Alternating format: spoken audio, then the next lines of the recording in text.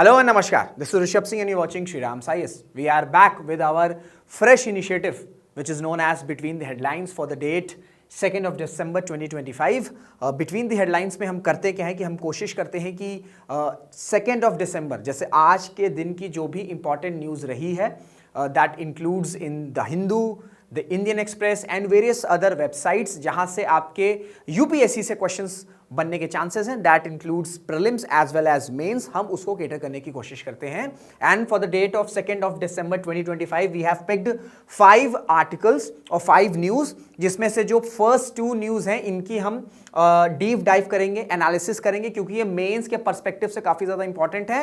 And the rest of the 3 news इनको हम थोड़ा सा फैक्चुअल दैट इज प्रीलिम्स के लेंस से समझने की कोशिश करेंगे. सो जो फर्स्ट न्यूज है वो आपकी national action plan anti microbial resistance 2.0. अब ये जो आर्टिकल है ये आपका द हिंदू में आज पब्लिश हुआ था और ये आपके GS2 के लिए के जो हेल्थ के गवर्नेंस का है उसके लिए भी इंपॉर्टेंट है. साथ ही साथ जो GS3 है साइंस और हेल्थ की अगर हम बात करें तो वहां तो इंपॉर्टेंट है. तो ये GS2 और GS3 दोनों को ही केटर करेगा. प्लस इसमें हम प्रॉपर एनालिसिस करेंगे कि एक्चुअल में जो एंटी माइक्रोबियल रेजिस्टेंस ये होते क्या है. ठीक है, जो पहला प्लान था, क्योंकि ये 2.0 है, ये this is from 2025 to till up to 2029. इससे पहले 2017 में प्लान लॉन्च हुआ था, तो उसमें क्या इश्यूज थे, इसमें क्या चेंजेस हुए हैं, इसको हम केटर करेंगे. क्योंकि आपका एंटी माइक्रोबियल रेजिस्टेंस पर ऑलरेडी प्रीवियस ईयर क्वेश्चंस पूछ चुका है और अब ये जो 2.0 है ये आपका 4 साल के लिए रहने वाला है या 3 साल के लिए रहने वाला है. तो डेफिनेटली आपका कमिंग प्रीलिम्स में या कमिंग यूपीएससी का जो एग्जाम है, चाहे मेंस हो चाहे प्रीलिम्स हो, उसमें क्वेश्चन आ सकते हैं.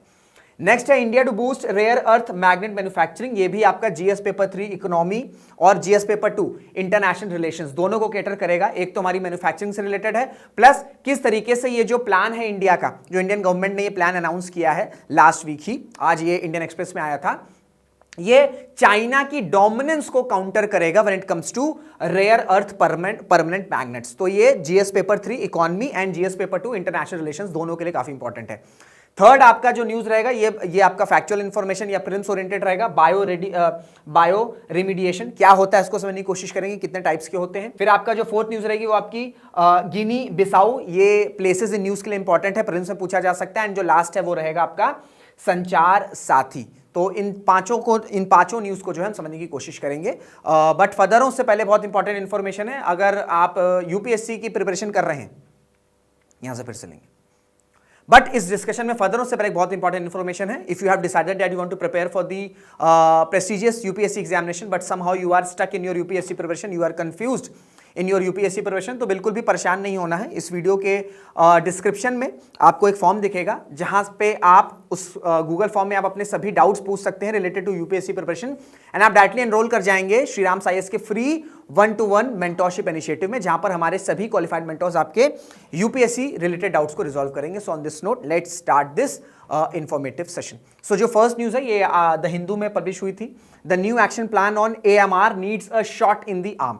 बेसिकली ये जो आर्टिकल है ये बता रहा है कि एंटी माइक्रोबियल जो रेजिस्टेंस है ये होता क्या है, ये क्यों इतना डेडली होता चला जा रहा है, प्लस जो प्रीवियस प्लान था उसमें क्या इश्यूज हैं, और अभी जो प्लान अप्रूव किया गया है फॉर द ईयर 2025 टू 2029 इसमें क्या क्या प्रोविजंस को ऐड किया गया है. क्योंकि देखिए अगर मैं अभी बात करूं इस प्लान को क्यों इंट्रोड्यूस किया गया है या क्यों लॉन्च किया गया है, क्योंकि अगर मैं एंटी माइक्रोबियल रेजिस्टेंस की बात करूं तो ये सिर्फ ह्यूमन हेल्थ को इफेक्ट नहीं कर रहा है.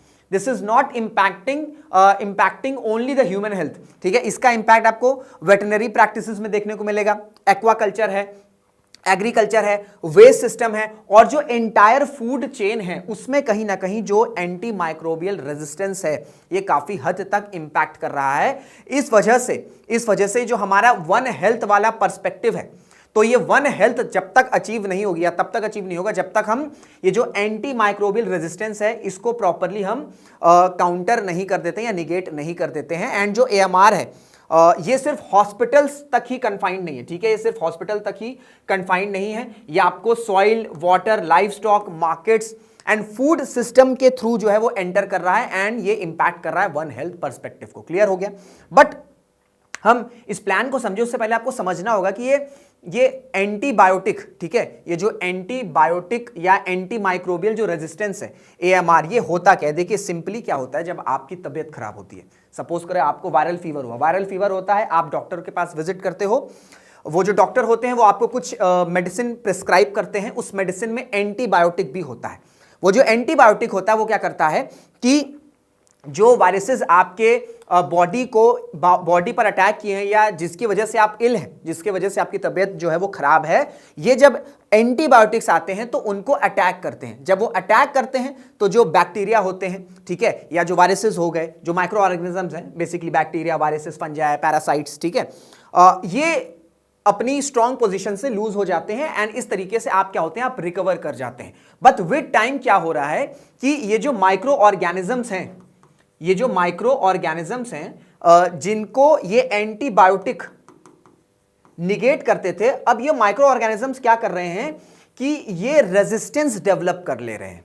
दैट मीन्स कि जैसे आज की डेट में आप जब स्कूल में पढ़ते थे, तो जब आप स्कूल में पढ़ते थे तो आपको का जो आपके पेरेंट्स, स्पेशली जो फादर का फियर रहता था वो बहुत ज्यादा रहता था। बट विद टाइम जैसे आप कॉलेज एंटर किए, जैसे आप ग्रेजुएशन में आए, फिर आप जॉब में आ गए, तो वो जो फियर है वो कम होता चला जाएगा। क्यों? क्योंकि एक तो मैं ऐसा नहीं कह रहा हूं आपने रेजिस्टेंस डेवलप कर लिया है, I am just giving you an example, क्योंकि अब आप उतना ज्यादा डिपेंडेंट नहीं है। इसी तरीके से कि ये जो माइक्रो ऑर्गेनिजम्स हैं, ये विद टाइम इन्होंने क्या किया है कि ये जो एंटीबायोटिक थी, ये जो एंटीबायोटिक इनको किल करने के लिए या इनको डिस्ट्रॉय करने के लिए बनाई गई थी, ये इनके अगेंस्ट रेजिस्टेंस डेवलप कर लिए। अब जब ये रेजिस्टेंस डेवलप कर ले रहे हैं तो डेफिनेटली क्या होगा कि जो हेल्थ आपकी ठीक हो जाती थी या जब आप एंटीबायोटिक खाते थे, तो वो जो है उसका इंपैक्ट ये है कि ये जो माइक्रो ऑर्गेनिजम्स हैं, अब आप जब एंटीबायोटिक खा रहे हो तो ये जो माइक्रो ऑर्गेनिजम्स हैं ये प्रॉपरली किल नहीं हो रहे हैं,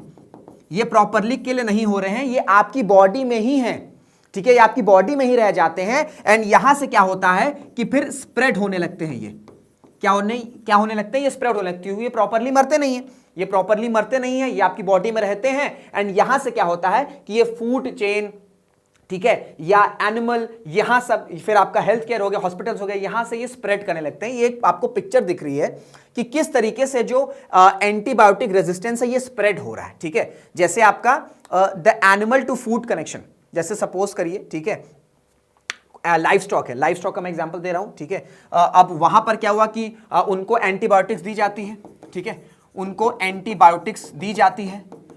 अब जब उनकी बॉडी में एंटीबायोटिक्स गए प्रॉपरली, ये जो माइक्रो ऑर्गेनिजम्स हैं जब ये किल नहीं हुए, ठीक है, अब क्या होता है, अगर हम लाइव स्टॉक्स की बात करें, ठीक है, लाइव स्टॉक की बात करें, जैसे इसमें काऊ हो गया आपका, ठीक है, और दूसरे एनिमल्स हो गए, तो उनके वेस्ट से क्या होता है, उनके वेस्ट को हम यूज करते हैं एग्रीकल्चर में, क्रॉप्स में हम यूज करते हैं, ठीक है, फार्मिंग में हम यूज करते हैं। तो अब ये जो एग्रीकल्चर में ये जो वेस्ट यूज हुआ है जिससे क्रॉप्स प्रिपेयर हो रहे हैं, इस क्रॉप से फूड बना, ठीक है, इस क्रॉप से फूड बना और ये जो फूड है फिर हम इसे कंज्यूम कर रहे हैं, ठीक है। दो तीन तरीके से ये जो एंटी माइक्रोबियल रेजिस्टेंस है ये स्प्रेड करते हैं। पहला आपका एनिमल फूड कनेक्शन, दूसरा human community connection and health care connection, ठीक है, that includes hospitals and clinic. अब जैसे मैंने आपको बताया कि ये एंटीबायोटिक है, ये जो लाइफ स्टॉक है, जैसे हमने काऊ को दिया या दूसरे एनिमल्स को दिया, तो उनकी बॉडी में वो रह गया है, वो एएमआर रह गया है। अब उनके वेस्ट से क्रॉप्स प्रिपेयर हुए। अब ये जो क्रॉप प्रिपेयर हुआ है इसमें ये जो माइक्रो रेजिस्टेंस है या जो एएमआर है ये इसी पे है। अब जब हम इसे कंज्यूम करेंगे तो डेफिनेटली ये ट्रांसफर होकर हमारी बॉडी में आ जाएगा, ठीक है। इसी तरीके से अगर कोई एनिमल मीट कंज्यूम कर रहा है, अगर वो प्रॉपरली मीट कुक्ड नहीं हुआ है, तो और अगर उसे कोई ईट कर रहा है तो चांसेस हैं कि वो जो एएमआर है वो ह्यूमन बॉडी में एंटर कर जाए, ठीक है। तो पहला तो आपका एनिमल फूड कनेक्शन हो गया। दूसरा क्या होता है, जो ह्यूमन कम्युनिटी कनेक्शन है। अब जैसे मुझे इलनेस थी, मैंने एंटीबायोटिक, ठीक है, मैंने एंटीबायोटिक खाई, मुझे लगा कि मैं ठीक हो गया हूं, बट डीप डाउन जो वो माइक्रो ऑर्गेनिजम्स हैं वो सिर्फ वीक हुए हैं, मेरी बॉडी में अभी भी हैं। तो जब मैं जा रहा हूं या अपनी फैमिली मेंबर में, ठीक है, या फिर मैं कम्युनिटी के साथ कनेक्ट कर रहा हूं, तो चांसेस हैं कि मेरे अंदर जो एएमआर है वो फिर स्प्रेड हो रहा है। इसी तरीके से हॉस्पिटल्स एंड क्लिनिक्स में भी इंपैक्ट होते हैं।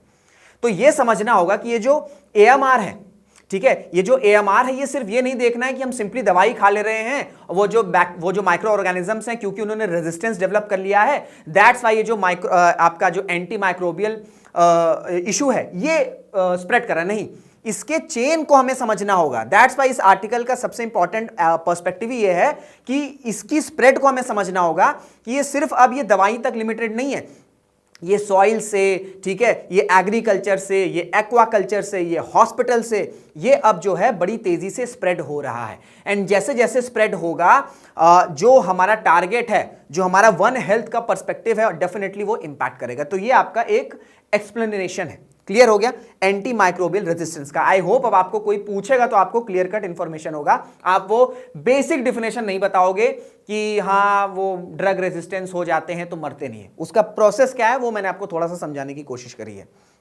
नाउ ये 2.0 इंट्रोड्यूस हुआ, दैट मींस इससे पहले भी कोई प्लान हुआ होगा। तो 2017 में national action plan on anti microbial resistance को अप्रूव किया गया था। अब देखिए, ऐसा नहीं कि इस प्लान ने, आप देखिए कोई चीज अगर सीक्वल आ रहा है या सेकंड पार्ट इंट्रोड्यूस किया जा रहा है या सेकंड उसको लॉन्च कर रहे हैं, दैट डजंट मीन कि जो फर्स्ट पार्ट था या जो फर्स्ट प्लान था वो बिल्कुल ही फेलियर था। जो 2017 में नेशनल एक्शन प्लान इंट्रोड्यूस किया था उसने सबसे इंपॉर्टेंट जो है काम ये किया कि इसने अवेयरनेस क्रिएट करी। पहले तो बहुत से लोगों को पता ही नहीं था ये AMR है क्या, ये एंटी माइक्रोबियल रेजिस्टेंस है क्या। 2017 में जब इस प्लान को लॉन्च किया गया तो इसने अवेयरनेस क्रिएट करी। ठीक है, इसने क्या किया, अवेयरनेस क्रिएट करी। प्लस अब जब अवेयरनेस क्रिएट हुई, साथ ही साथ जो आपका मल्टी सेक्टर पार्टिसिपेशन था इसे भी इनकरेज किया। प्लस जो लैब्स की हमारी कैपेसिटी थी इसको भी स्ट्रेंथन किया। प्लस जो सर्विलेंस सिस्टम था, क्योंकि ऑब्वियसली बात है ना, हमें सर्विलेंस सिस्टम को बहुत ज्यादा स्ट्रांग करना होगा, तब जाकर जो है हम इस तरीके की डिजीजेस को ट्रैक कर सकेंगे, डिटेक्ट कर सकेंगे, और तब जाकर हम इसे रिजॉल्व कर सकेंगे। डिटेक्ट ही नहीं कर पाएंगे तो रिजॉल्व कहां से करेंगे। तो जो सर्विलेंस सिस्टम था उसको भी इसने एक्सपैंड किया। एंड साथ ही साथ जो रिस्पॉन्सिबल एंटीबायोटिक का यूज था इसे भी प्रमोट किया। तो डेफिनेटली क्या होगा, 2017 में जब नेशनल एक्शन प्लान इंट्रोड्यूस किया गया तो इसने अवेयरनेस क्रिएट करी। ठीक है, अवेयरनेस स्प्रेड करी about the anti microbial resistance. Plus जो मल्टी सेक्टोरल पार्टिसिपेशन था इसे भी एनकरेज किया। जो हमारे लैब्स थे इनको एक्सपैंड किया, जो हमारे सर्विलेंस सिस्टम थे इनको एक्सपैंड किया। एंड ये भी प्रमोट किया कि हमें रिस्पॉन्सिबल एंटीबायोटिक यूज जो है, रिस्पॉन्सिबल जो एंटीबायोटिक है उसे यूज करना है। बट प्रॉब्लम ये आई कि जो इंप्लीमेंटेशन था वो यूनिफॉर्मली नहीं हुआ। जैसे अगर मैं कुछ इंपॉर्टेंट स्टेट्स की बात करूं, जैसे आपका केरला हो गया, जैसे आपका मध्य प्रदेश हो गया, दिल्ली हो गया, आंध्रा हो गया, गुजरात, सिक्किम, पंजाब, इन्होंने प्लान बना लिया। ठीक है, इन्होंने प्लान बनाया बट ये उस तरीके से एग्जीक्यूट नहीं कर पाए, या उस तरीके से जो एग्जीक्यूशन लेवल था वो 2017 वाले प्लान में अचीव नहीं हो पाया। अब इसके पीछे रीजन क्या है? इसके पीछे रीजन ये है कि जो हेल्थ है, हेल्थ एज अ सब्जेक्ट कहां पर है? हेल्थ एज अ सब्जेक्ट आपका स्टेट लिस्ट में, स्टेट गवर्नमेंट के पास है। तो नेशनल लेवल पर आपने पॉलिसी बना ली, बट वो पॉलिसी इंप्लीमेंट कैसे होगी जब जो स्टेट ऑर्गेनाइजेशन है, जो स्टेट गवर्नमेंट की बॉडीज है, एडमिनिस्ट्रेटिव बॉडीज है, जब तक वो उसे प्रॉपरली इंप्लीमेंट नहीं कर रही हैं। तो जो 2017 का नेशनल एक्शन प्लान था उसने अवेयरनेस भी स्प्रेड करी। ठीक है, उसने लैब्स को भी एक्सपैंड किया, सर्विलेंस सिस्टम को भी एक्सपैंड किया, स्ट्रॉन्ग किया, मल्टी सेक्टोरल पार्टिसिपेशन को भी एनकरेज किया। बट द रूट क्रॉस था कि एग्जीक्यूशन लेवल उस तरीके से नहीं इंप्लीमेंट हो पाया। क्यों? क्योंकि जो स्टेट और जो सेंट्रल गवर्नमेंट और वेरियस स्टेट गवर्नमेंट्स के बीच में कोऑर्डिनेशन थी वो प्रॉपरली स्ट्रेंथन नहीं थी, वो प्रॉपरली स्ट्रक्चर्ड नहीं थी, एंड वो प्रॉपरली मल्टी लेयर्ड नहीं थी। और अगर हम इंडिया, मॉडर्न इंडिया की किसी भी डिजीज को इरेडिकेट करने की हिस्ट्री को या प्रोसेस को देखेंगे तो उसमें centre and various state governments की कोऑर्डिनेशन बहुत ज्यादा स्मूथ रही है, बहुत ज्यादा स्ट्रक्चर्ड रही है, एंड बहुत ज्यादा मल्टी लेयर्ड रही है। And for that we have a proper example like आपका नेशनल ट्यूबरकुलोसिस एलिमिनेशन प्रोग्राम। हमने टीबी को काफी हद तक इरेडिकेट कर दिया। उसमें सबसे इंपॉर्टेंट फैक्टर ये था कि जो कोऑर्डिनेशन थी वो स्ट्रक्चर्ड थी और वो म्यूचुअली अकाउंटेबल सिस्टम थी। इस तरह के टर्म्स आप हाईलाइट करोगे, जब इस तरह के टर्म्स लिखोगे ना, structured, multi layered, coordination, mutually accountable system, तब जाकर जो आपका आंसर होता है ना मेंस का, वो एनरिच होता है। ठीक है, क्योंकि आपसे क्वेश्चन पूछ लिया जाएगा कि क्या क्या इश्यूज रहे थे in the national action plan of 2017 and किस तरीके से जो ये नेशनल एक्शन प्लान 2.0 है ऑन एएमआर ये कैसे रेक्टिफाई कर रहा है इन इश्यूज को, तो you have to mention these points. Clear हो गया? तो अवेयरनेस वगैरह सब कुछ किया, बट जो मेन प्रॉब्लम आया नेशनल एक्शन प्लान ऑफ 2017 में वो एग्जीक्यूशन लेवल पर आया था। ठीक है, क्यों? क्योंकि पॉलिसी आपने डिजाइन कर ली है, पॉलिसी आपने डिजाइन कर ली है, बट उस तरीके से इंटीग्रेशन नहीं हो पाया। ठीक है, उस तरीके से इंटीग्रेशन नहीं हो पाया। अब इश्यूज हो गए। अब ये जो 2.0 है national action plan anti microbial resistance 2.0, इसमें क्या क्या इंपॉर्टेंट फीचर्स है? देखिए, सबसे इंपॉर्टेंट तो बात यह है, अब कोई भी चीज एग्जीक्यूट क्यों नहीं होती है? एग्जीक्यूट तब नहीं होती है जब आपके पास प्रॉपर टाइमलाइंस नहीं होते हैं। जैसे अब आपको यूपीएससी 2026 या यूपीएससी 2027 देना है, when you have a clear timeline, when you have a clear set of target, तब उस साइड से या उस डेट के अकॉर्डिंग आपकी प्रिपरेशन लेवल जो है वो स्टेप बाय स्टेप रीच या एनहांस होती रहती है। But the moment you find that there is no targets, there are no timelines, तब आप हो जाते हो कंफर्ट लेवल पर। ठीक है, आज पढ़ लिया है, कल नहीं पढ़ेंगे, परसों फिर पढ़ लेंगे, नरसों नहीं पढ़ेंगे, आज ट्रिप पर चले जा रहे हैं, परसों फिर पढ़ ले रहे हैं, तो वो क्या रहता है? स्मूथनेस नहीं रहती, वो कंसिस्टेंसी नहीं रहती है। तो ये जो आपका एंटी माइक्रोबियल रेजिस्टेंस 2.0 है, इसमें सबसे पहले इंपॉर्टेंट ऐड ये किया गया है कि क्लियर टाइमलाइंस को फिक्स कर दिया गया है कि एक पर्टिकुलर टाइम तक, ठीक है, नेक्स्ट 1 to 2 ईयर्स तक हमें इतने टारगेट को अचीव करना है, इस तरीके से हमें एएमआर को जो है इरेडिकेट करना है। एंड रिस्पॉन्सिबिलिटीज भी आइडेंटिफाई करी गई है कि किन किन बॉडीज को, एडमिनिस्ट्रेटिव बॉडीज को किस तरीके से रिस्पॉन्सिबल होकर इन टारगेट्स को अचीव करना है। सेकेंड, अब क्योंकि हम एंटी माइक्रोबियल रेजिस्टेंस की बात कर रहे हैं, जो कि आपका सॉइल से स्प्रेड कर सकता है, जो कि आपका हॉस्पिटल से स्प्रेड कर सकता है, जो आपका फूड से स्प्रेड कर क्या सकता कर रहा है, ठीक है, एक्वाकल्चर से स्प्रेड कर रहा है, तो जब तक हम प्राइवेट सेक्टर को इंटीग्रेट नहीं करेंगे इस प्लान में, तब तक हम एएमआर को प्रॉपर्ली इरेडिकेट या एएमआर को प्रॉपर्ली काउंटर नहीं कर सकेंगे।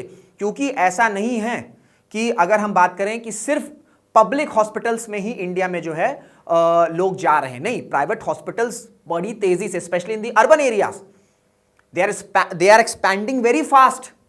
ठीक है, क्योंकि लोगों की लाइफस्टाइल बड़ी है, तो लोग चाह रहे हैं कि प्राइवेट हॉस्पिटल्स में, क्योंकि इनके काम बहुत तेजी से होते हैं, तो प्राइवेट सेक्टर का पार्टिसिपेशन बहुत ज्यादा जरूरी है, स्पेशली आपका हेल्थ केयर और वेटरनरी सर्विसेज में। तो इस वजह से प्राइवेट सेक्टर को भी इंक्लूड किया गया है, which is a very nice step.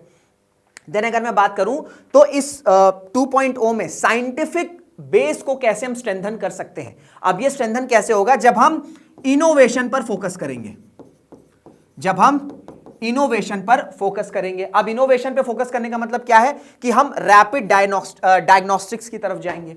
What do mean by rapid diagnostics? Problem ये होता है कि आप हॉस्पिटल में गए, ठीक है, आप किसी क्लिनिक में गए, किसी पाथ लैब्स में गए, ठीक है, या किसी आपका पैथोलॉजी में गए, ठीक है, तो वहां पे आपने अपनी कुछ इलनेस बताई और उसके बेसिस पे आपका टेस्ट हुआ। अब जब टेस्ट हुआ तो क्या होता है ना कि आपके जब टेस्ट होते हैं तो एक दिन में कोई रिपोर्ट आती है, वो फर्दर और 2-3-4 दिन में प्रॉपरली चीजें क्लियर होती है। बट क्या होता है कि एक दिन पे रिपोर्ट आई और उसी रिपोर्ट के बेसिस पर जो है आपको ट्रीटमेंट दे दिया जाता है। तो उससे क्या होता है कि प्रॉपरली जो माइक्रो ऑर्गेनिज्म आपकी बॉडी में है वो ट्रीट नहीं हो पाते हैं। सो इस वजह से जो डायग्नोस्टिक होगा वो प्रॉपर होगा एंड रैपिड होगा।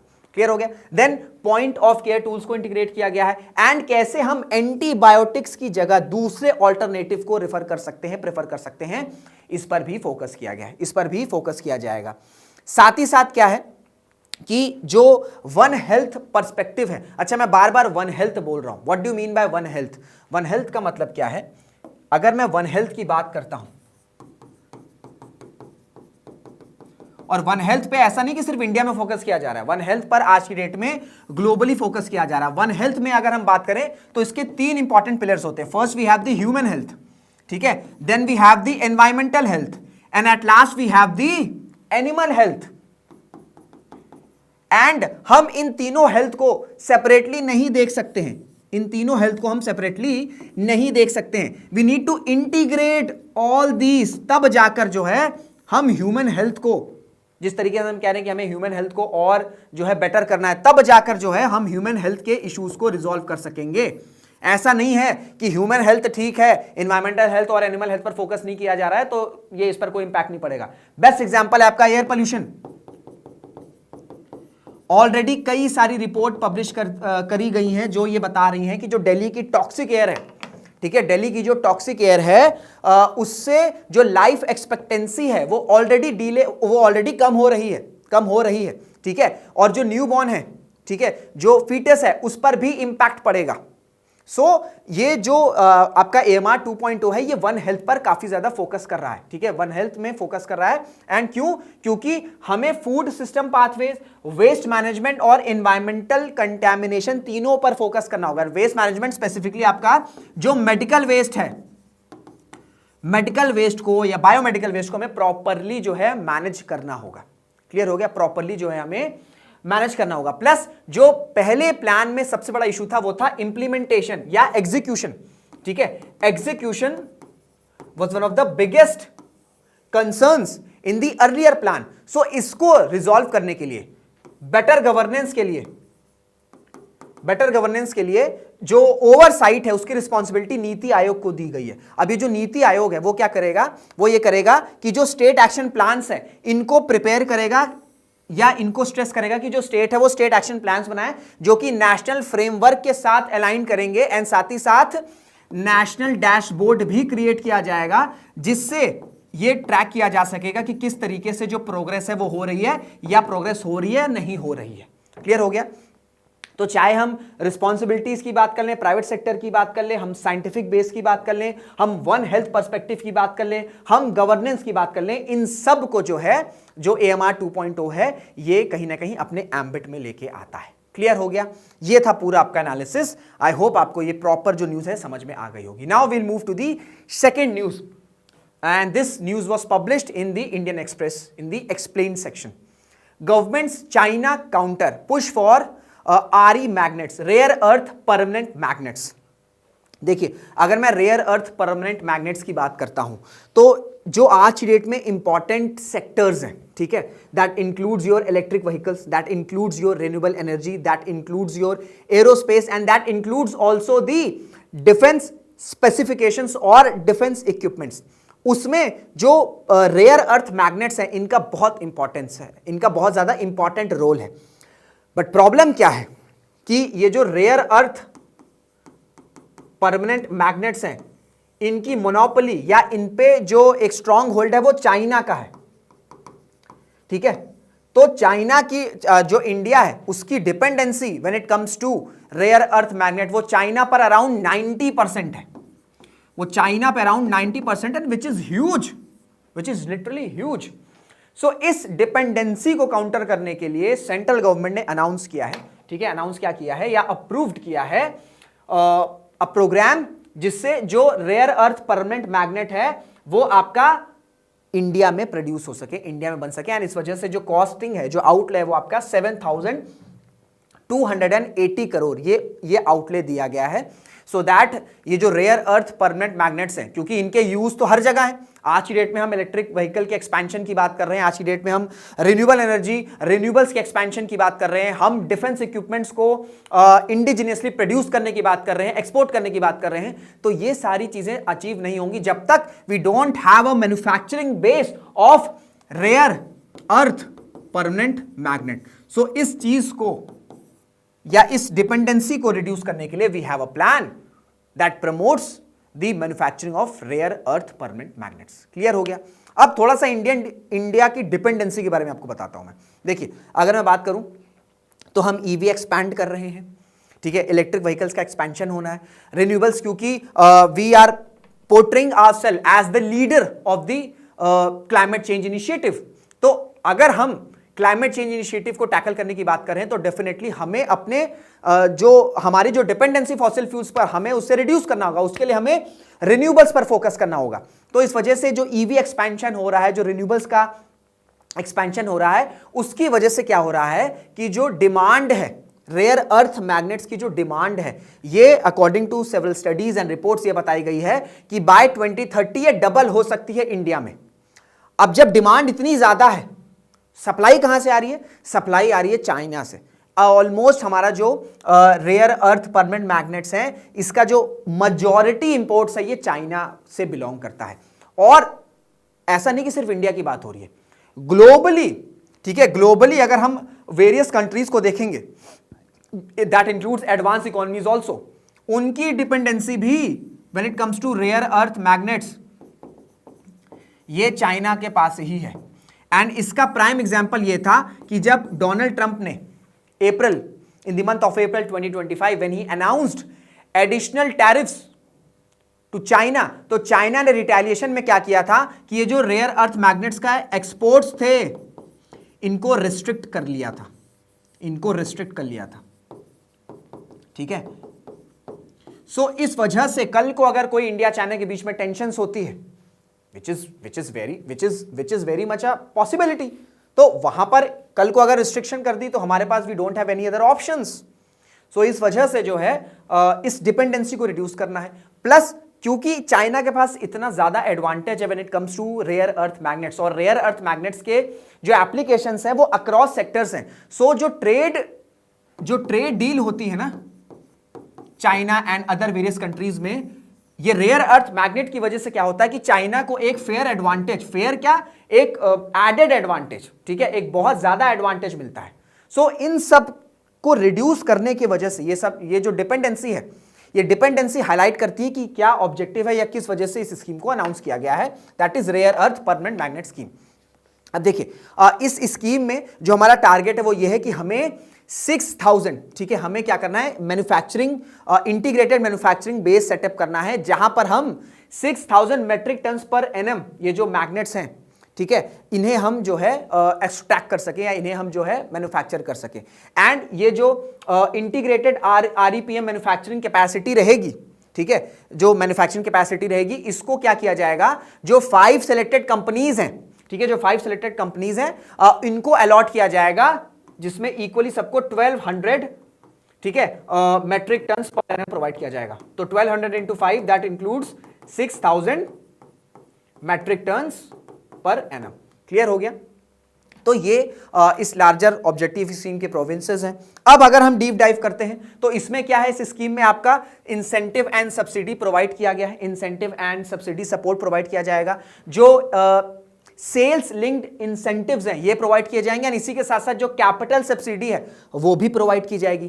प्लस जो फोकस है वो फोकस रहेगा कि किस तरीके से हम हाई स्ट्रेंथ मैग्नेट्स, ठीक है, हाई स्ट्रेंथ मैग्नेट्स को मैन्युफैक्चर कर सकते हैं, जो हाई स्ट्रेंथ मैन्युफैक्चर है। And now what do you mean by high strength, what do you mean by high strength magnets, neodymium iron boron, जिसे हम क्वालिफाइड होके या एक एब्रिविएशन में बोलते हैं एनडीएफईबी, ठीक है। तो ये आपके प्रिंट से पूछा जा सकता है, एनडीएफईबी स्टैंड्स फॉर, तो we have neodymium iron boron. ये क्या होते हैं, ये आपके high strength rare earth permanent magnets होते हैं, जो कि स्ट्रॉन्गेस्ट होते हैं एंड कमर्शियली सबसे ज्यादा यही यूज होते हैं, तो इन पर फोकस किया जाएगा। अब ये जो हाई स्ट्रेंथ मैग्नेट्स हैं इनके लिए वी हैव, या इनके लिए रिक्वायरमेंट होती है हैवी रेयर अर्थ एलिमेंट्स की। तो इस वजह से जो हैवी रेयर अर्थ एलिमेंट्स है इनको भी यूज किया जाएगा इस प्रोग्राम में, सो दैट हम अपना हाई स्ट्रेंथ मैग्नेट्स पर फोकस कर सकें। क्लियर हो गया? देन जो end to end processing process है इस पर फोकस किया जाएगा, that includes mining, beneficiation, processing, extraction, फिर जो रिफाइनिंग है रेयर अर्थ ऑक्साइड की उस पर, जो ऑक्साइड है वो किस तरीके से मेटल में कन्वर्ट हो रहा है, मेटल एलॉय में, एंड फाइनली जो मैग्नेट मैन्युफैक्चरिंग है। तो ये जो न्यू स्कीम है ये आपका जो फाइनल 3 स्टेजेस ऑफ प्रोडक्शन होते हैं ना, फाइनल 3 स्टेजेस ऑफ प्रोडक्शन, उस पर इंटीग्रेटेड होकर फोकस कर रहा है। फाइनल 3 क्या हो गए? फाइनल 3 हो गए, पहली तो आपका जो रेयर अर्थ ऑक्साइड्स हैं इनको मेटल में, फिर इन मेटल को कन्वर्ट किया जाएगा एलॉयज में, एंड फाइनली एलॉयज से ये कन्वर्ट होंगे रेयर अर्थ परमानेंट मैग्नेट्स में। क्लियर हो गया? इस तरह ये जो है आपके कुछ प्रोविजंस है। इन प्रोविजंस को आपको थोड़ा सा देखना रहता है, क्योंकि जब क्वेश्चन अगर आएगा कि ये जो प्रोग्राम है ये किस तरीके से, इसके प्रोविजंस क्या हैं, क्या क्या इश्यूज हैं, क्या क्या चैलेंजेस हैं, तो आपको प्रोविजंस लिखने रहते हैं। अब देखिए क्या है कि हम इसको पर फोकस क्यों कर रहे हैं, मैं आपको बता चुका हूं कि जो हमारा इंपोर्ट है वो 90% जो है हम चाइना से जो है इंपोर्ट करते हैं, चाइना से हम इंपोर्ट करते हैं, एंड इस वजह से हमें इसे रिड्यूस करना है। और जब प्रेस स्टेटमेंट आई थी तो गवर्नमेंट ने ये कैटेगोरिकली कहा था कि ये जो स्कीम है ये क्या करेगी कि इंडिया को सेल्फ रिलायंट बनाएगी, ठीक है, इंडिया को सेल्फ रिलायंट बनाएगी एंड ग्लोबल मार्केट में एक की प्लेयर बनाएगी। मैं ग्लोबल मार्केट में की प्लेयर की बात क्यों कर रहा हूं, क्योंकि अगर मैं बात करूं तो चाइना के बाद, ठीक है, चाइना के बाद we have just Japan and Vietnam, जहां पर ये रेयर अर्थ परमानेंट मैग्नेट जो है ये प्रोड्यूस होते हैं, बट इनका जो ग्लोबल कंट्रीब्यूशन है in the humongous market of rare earth magnets, इनका जो कंट्रीब्यूशन है बहुत ज्यादा मिनिमल है, ठीक है, बहुत ज्यादा मिनिमल है, बहुत ज्यादा मिनिमल है। बट इंडिया में क्या प्रॉब्लम है या इंडिया में क्या इश्यूज आ रहे हैं, ठीक है, इंडिया में क्या इश्यूज हैं कि अभी हमारे पास कोई as such commercial scale manufacturing नहीं है, जो ऑलरेडी है वो बहुत स्मॉल स्केल्ड है, ठीक है, जो ऑलरेडी है वो बहुत ज्यादा स्मॉल स्केल्ड है। एंड अगर मैं बात करूं जो चाइना की कैपेसिटी है, ठीक है, चाइना की कैपेसिटी, हम बात तो कर रहे हैं कि हम सेल्फ रिलायंट हो जाएंगे, सेल्फ रिलायंट हो जाएंगे इस प्रोग्राम से, बट हमें थोड़ी सी निटिग्रिटीज को भी देखना होगा। अगर हम बात करें, हम जापान और वियतनाम का कंट्रीब्यूशन बिल्कुल मिनिमल है, प्लस हम सेल्फ रिलायंट कैसे होंगे, अभी हमारे पास कोई भी कमर्शियल स्केल मैन्युफैक्चरिंग यूनिट नहीं है, we have, but we have at a very small scale. Then जो हमारा इस न्यू स्कीम में टारगेट है, ठीक है, target capacity that includes 6000 metric tons per annum, एक रिपोर्ट है, ठीक है, and that report was released by Utah based rare earth exchanges. इन्होंने एस्टिमेट यह किया है कि जो चाइना की कैपेसिटी है वो आपका भाई 2,40,000 टन्स है, ठीक है, 2,40,000 ऑफ टन्स है। तो हम जो टारगेट भी रख रहे हैं, हमारा टारगेट है 6000 का, अभी हम इसे अचीव नहीं किए, हमारा टारगेट ये भी 6000 है, चाइना ऑलरेडी प्रोड्यूस कर रहा है 2,40,000। तो ऐसा नहीं है कि अगर ये स्कीम प्रॉपरली इंप्लीमेंट हो भी जाती है तो हम बिल्कुल अपनी डिपेंडेंसी रिड्यूस कर देंगे, but it's a welcoming step, it's a first step towards reducing the dependency of India on China, ठीक है, कि हम अपनी डिपेंडेंसी को रिड्यूस करें from China when it comes to rare earth magnet. But जो गैप्स हैं वो बहुत ज्यादा है, जो हमने दिखा चुके हैं। अब इश्यूज क्या है, ठीक है, इश्यूज और भी हमारे साथ क्या क्या है। पहली बात तो यह है कि ये जो रेयर अर्थ परमानेंट मैग्नेट्स हैं, इनके लिए रिक्वायरमेंट होती है हैवी रेयर अर्थ ऑक्साइड्स की, जो कि अभी फिलहाल हम डोमेस्टिकली प्रोड्यूस नहीं कर रहे हैं, ठीक है, डोमेस्टिकली हम प्रोड्यूस नहीं कर रहे हैं। We have certain unit that includes Indian rare earth limited. अब ये जो आपका एंटिटी है, ये अर्थ ऑक्साइड्स प्रोड्यूस तो करते हैं, बट ये लाइट होते हैं।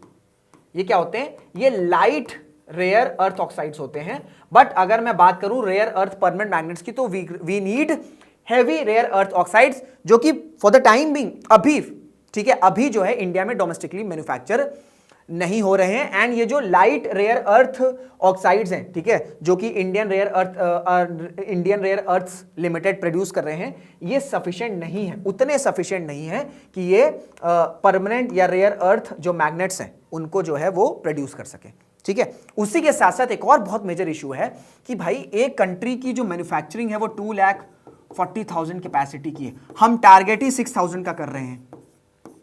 तो दैट मीन्स कि ये जो कंट्री है दैट इज चाइना, ये ऑलरेडी मास्टर कर चुका है रेयर अर्थ परमानेंट मैग्नेट्स में। अब जब कोई चीज या कोई भी, चाहे वो इंडिविजुअल हो चाहे वो कंट्री हो, जब भी किसी ने कोई चीज पे मास्टरी की है, that means they have the expertise, ठीक है, दे हैव द एक्सपर्टीज। अब चाइना की एक्सपर्टीज क्या है कि इन्होंने प्रोडक्शन को अलाइन कर लिया है। अब जब आप हैवी प्रोड्यूस करते हो, ठीक है, when you have heavy production, तो आप क्या करते हो, आप एक कॉम्पिटिटिव कॉस्ट, ठीक है, आप एक कॉम्पिटिटिव कॉस्ट प्रेजेंट कर सकते हो। जैसे कल को इंडिया चाइना है, ठीक है, इंडिया चाइना किसी कंट्री के साथ जो है वो डील करना चाह रहे हैं when it comes to rare earth magnets, तो इंडिया जो प्राइस पॉइंट या इंडिया जो है प्राइस एस्टिमेट करेगा, उससे शायद कम चाइना कर सकता है। और चाहे कोई नॉर्मल इंडिविजुअल हो, चाहे कोई कंट्री हो, किसी को भी अगर डील कम पैसे में मिल रही तो उधर ही तरफ जाएगा। तो जो कॉस्ट कॉम्पिटिटिवनेस है, जो प्रोडक्शन की एक्सपर्टीज है, जो मास्टरी है, ये चाइना ने ऑलरेडी जो है अचीव कर लिया है, जो कि एक बहुत इंपॉर्टेंट इशू रहेगा जब इंडिया और चाइना, अभी तो हम प्रोड्यूस कर रहे हैं, अभी तो हमारा फर्स्ट स्टेप है, जब हम फ्यूचर या फ्यूचर डेकेड्स में इधर जाएंगे तो हमें इसको भी केटर करना होगा कि किस तरीके से हम अपनी प्रोडक्शन को मास्टरी कर रहे हैं, सो दैट हम एक कॉम्पिटिटिव कॉस्ट जो है वो प्रोवाइड कर सकते हैं। ठीक है, अब देखिए मैंने आपसे क्या बताया, ये सिर्फ इंडिया का कंसर्न नहीं है, ग्लोबली एक इशू बना हुआ है, इस वजह से हम ग्लोबल डाइवर्सिफिकेशन देख रहे हैं। ठीक है, ग्लोबल डाइवर्सिफिकेशन देख रहे हैं। 2024 जुलाई क्वाड ने लॉन्च किया था initiative supply chains of critical minerals को सिक्योर करने के लिए, plus G7 critical mineral action plan को भी प्रेजेंट किया गया था, जिसे इंडिया ने भी सपोर्ट किया था, इंडिया ने भी एंडोर्स किया था। ठीक है, फिर अगर मैं इंडिया के इनिशिएटिव्स की बात करूं तो we have national critical mineral mission. ठीक है, नेशनल क्रिटिकल मिनरल मिशन जो कि आपका 2024-2025 से 2020-30-31 तक चलेगा, जहां पर हमने जो क्रिटिकल मिनरल सप्लाई है, ठीक है, इसको हमें सिक्योर करना है। अब ये सिक्योर कैसे होगा? मिनरल सप्लाई को होम एंड अब्रॉड पे सिक्योर करना होगा, एक्सप्लोरेशन, प्रोसेसिंग एंड रिसाइकलिंग को इंप्रूव करना होगा, एंड हमें टेक्नोलॉजी, रेगुलेशन एंड फाइनेंसिंग को जो है अपग्रेड करना होगा, क्योंकि ऑब्वियसली बात है ये सारी हाई टेक्नोलॉजीज हैं, इसमें कई सारा इन्वेस्टमेंट इन्वॉल्व होता है, टेक्नोलॉजी इन्वॉल्व होती है, and for that we need regulations and quick regulations. Clear हो गया? देन 2023 में ही इंडिया ने 30 मिनरल्स को आइडेंटिफाई किया था जो कि क्रिटिकल है। ठीक है, जो कि क्रिटिकल है, जिनको जो सेंट्रल गवर्नमेंट है वो ऑक्शन कर सकती है। क्लियर हुआ? देन इसी साल minerals and mines development and regulation act 1957 को जो है वो अमेंड किया गया था, जहां पर सेंट्रल गवर्नमेंट जो है वो 34 क्रिटिकल मिनरल ब्लॉक्स को ऑक्शन कर सकती है अक्रॉस द कंट्री। क्लियर है? Across the country. फिर इसी के साथ साथ we have a very important entity जिसका एब्रीविएशन है काबिल। काबिल का फुल फॉर्म क्या है? ये सारी चीजें आप मेंशन करोगे अगर आ जाता है क्वेश्चन में मेंस में कि किस तरीके से इंडिया जो है वो अपने रेयर अर्थ, ठीक है, जो रेयर अर्थ मैग्नेट्स हैं इनको केटर करने के लिए क्या क्या प्रोग्राम्स पर इनिशिएटिव या क्या क्या इनिशिएटिव पर काम करे, तो then you have to mention these programmes, these are very important when it comes to mains answer writing. KABIL abbreviation that includes Khanij Bidesh India limited. ठीक है, इनका इस एंटिटी का काम क्या है कि जो क्रिटिकल मिनरल एसेट्स हैं फॉरेन कंट्रीज में उन्हें एक्सप्लोर करना है।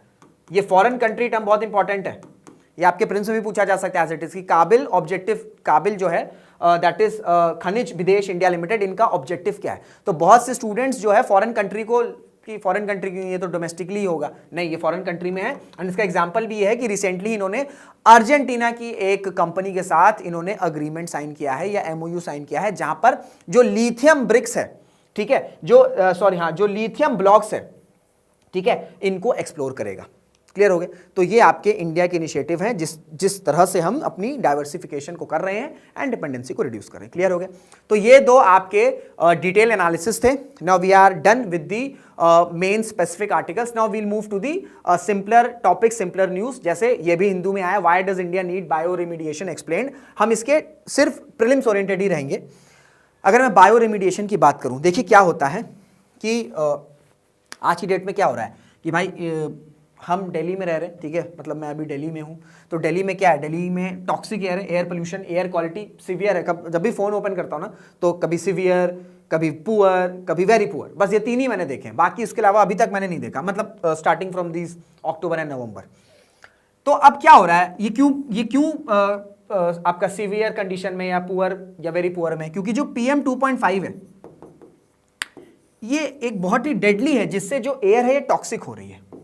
ठीक है, जो एयर है टॉक्सिक हो रही है। इसी तरीके से क्या होता है, ठीक है, इसी तरीके से क्या होता है कि बहुत से जो पॉल्यूटेंट्स हैं, ठीक है, बहुत से जो पॉल्यूटेंट हैं जो कि एनवायरनमेंट को कंटामिनेट करते हैं, ये एनवायरनमेंट में स्प्रेड रहते हैं। अब होता क्या है, जो माइक्रोब्स हैं, ठीक है, दैट इंक्लूड्स, अब क्या होता है कि जैसे लिविंग ऑर्गेनिज्म जिसमें आपके माइक्रोब्स आ गए, जिसमें आपके प्लांट्स आ गए, वो क्या करते हैं, वो इनको नेचुरली ईट अप करते हैं, नेचुरल प्रोसेस है।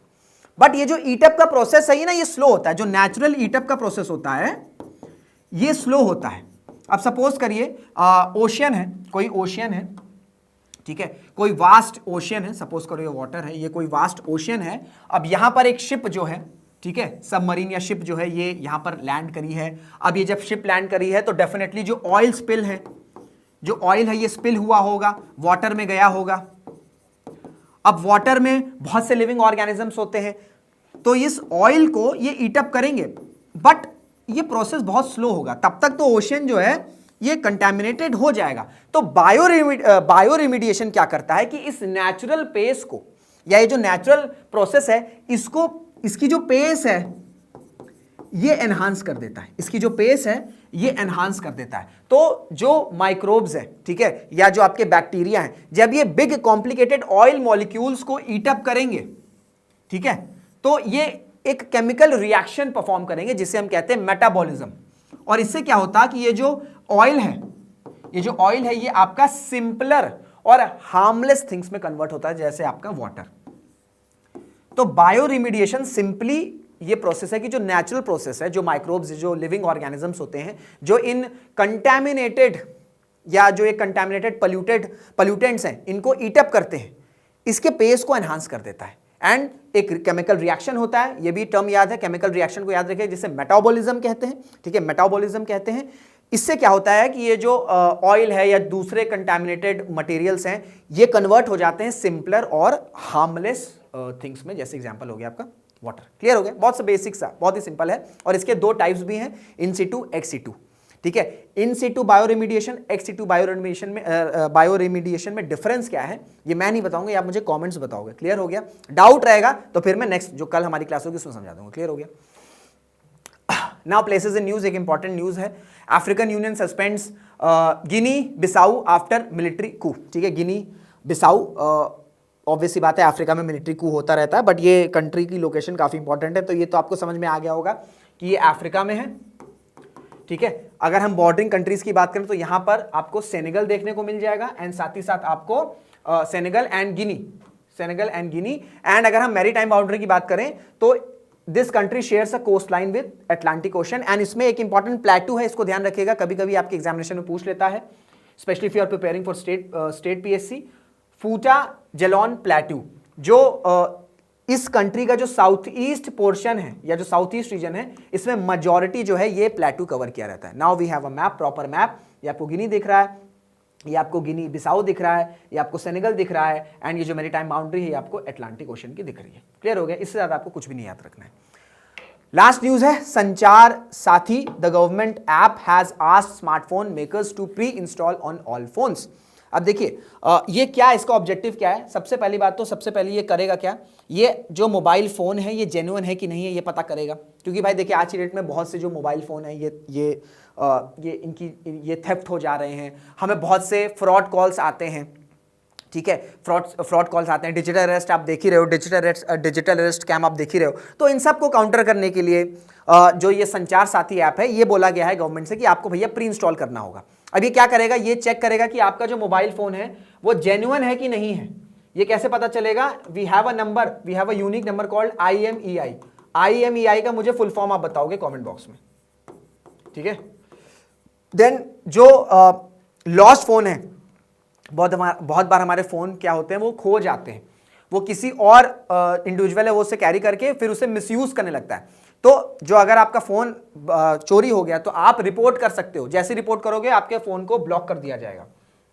देन ये चेक किया जाएगा कि जो मोबाइल नंबर है वो आपकी एक्चुअल आइडेंटिटी से लिंक्ड है या नहीं है, प्लस आप फ्रॉड कॉल्स भी रिपोर्ट कर सकते हो। इसके लिए इसके लिए इस ऐप में they have a facility called चक्षु। अब ये जो चक्षु है यहां पर आप क्या कर सकते हैं कि जो सस्पिशियस कॉल्स है, SMS है, व्हाट्सएप मैसेजेस हैं, जो कि आपके साइबर क्राइम, फाइनेंशियल फ्रॉड और इम्पर्सोनेशन को जो है वो कहीं ना कहीं इंस्टिगेट करते हैं, यहां पर आप जो है आसानी से जाके जो है रिपोर्ट कर सकते हो। इस तरीके का जो है आपको कुछ इंटरफेस देखने को मिलेगा।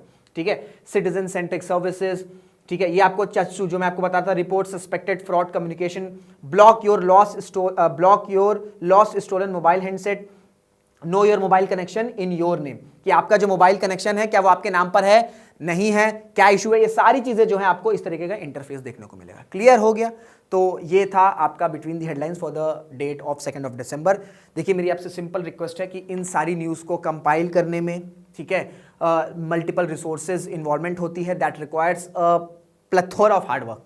सो मेरी आपसे एक रिक्वेस्ट है कि अगर आपको इनिशिएटिव अच्छा लग रहा है तो आप इससे लाइक करिए, कमेंट करिए, एंड चैनल को सब्सक्राइब जरूर कर लीजिएगा। ठीक है, सो इसी के साथ इस क्लास को एंड करते हैं। We'll meet tomorrow, till then this is Rishabh Singh signing off. जय हिंद, जय भारत।